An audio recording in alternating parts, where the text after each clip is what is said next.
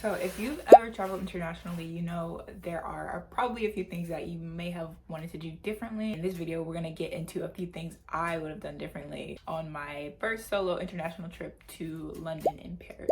So my last tip is probably the most important one that I feel like when I was preparing for my trip, people did not mention enough. So definitely stick around for that one and let's get into it. Only been a few hours, but it felt like days.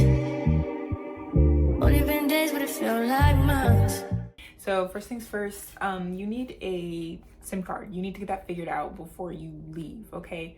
You need to be able to text, call internationally, all the things, because when I first got there, I spent like 45 minutes in the airport trying to make sure that I was able to, you know, like contact my parents back at home and everything. And I'm pretty sure I got ripped off buying a SIM card. It was like $50, which was like 25 pounds. Yeah, I'm pretty sure I got ripped off there. But there are cheaper options online. You could get the electronic SIM card. I actually deleted my electronic SIM card trying to figure out how to set up my physical SIM card.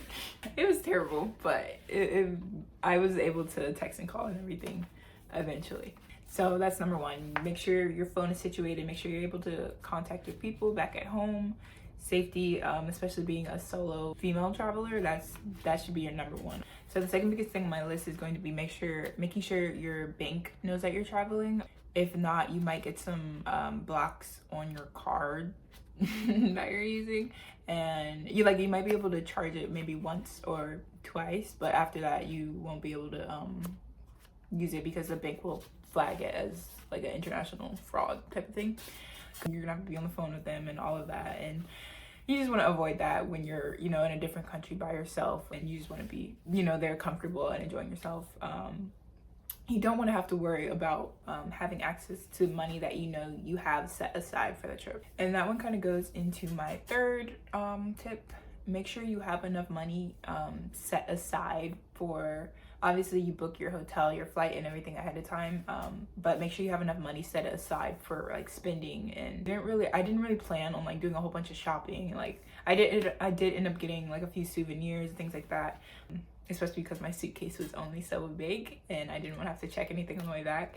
Just make sure you do have enough though set aside for that. Just because when I got there, I did want to do like a little more shopping than I thought I would, you know. And that plays into my next tip, which is make sure you have a cushy emergency fund, and make sure that money that you do have, you're always able to access like a certain amount of it. There's this one point where I ordered room service and I was trying to move my money from like a savings account within my bank account to the spending account. The app was down and I was panicking, and the poor girl was at the door waiting for me to pay for my food. Luckily they let me like get a receipt and pay for it the next day, but I was upset. I was panicking. It was really bad. So the first thing I would have done differently was actually have enough money saved up for the trip. Okay, which doesn't make sense considering I still went on the trip, and like I was still able to go on the trip, but hear me out for this one, okay? When I was booking the trip, I was kind of booking it based off of a budget. My budget wasn't like the most realistic thing in the world. I just wasn't as comfortable when I was there, not as far as accommodations, but just as far as how much I was okay with spending in a day, you know, on food, on whatever other shopping that I wanted to do while I was there. So this next one kind of goes into a tip that I mentioned before, but make sure that you have enough saved up to where you can, you know, kind of splurge sort of on nice accommodations. Make sure you have a comfortable flight, because my flight there was like 11 and a half hours ish, and then my flight back was 12, so it's a long flight. Just do what you can to allow yourself to be as comfortable as possible when you're there. You know,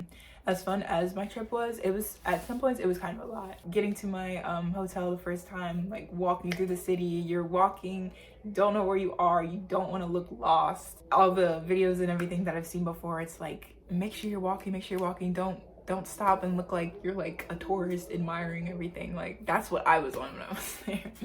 So that was just a little much at first. I don't think that is incredibly necessary not to look like a tourist, because I mean, you are a tourist and there are plenty of other tourists there, so it's not like super out of the ordinary, but it does make you look like a little bit more of a target, more so for like solicitors and people trying to sell things, stuff like that.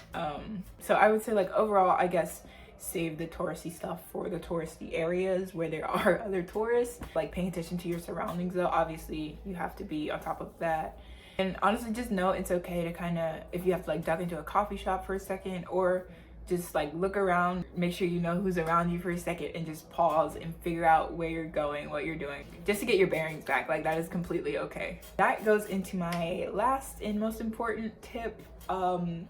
You should probably have at least like a little bit of travel experience, I would say, before you go taking on international travel by yourself. London is a very good city for I think like first time solo travelers, especially from the US, just because you already understand the language, you can read the signs and figure out where you're going. I feel like that is so underrated. Continuing on with that, like being okay with public transportation where you're from, I would say maybe try like, I don't know, taking the bus or whatever you have around you a few times before you go.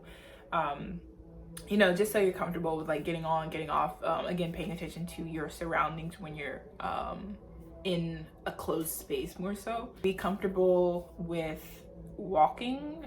And I'll also go over a little bit more on how I budgeted for my trip in a later video. So stay tuned for that. Comment some places you've always wanted to go if you made it this far in the video. And to those of you going on a trip soon, good luck, stay safe, and let me know how it goes. Bye! Hope you know what you want. What you want?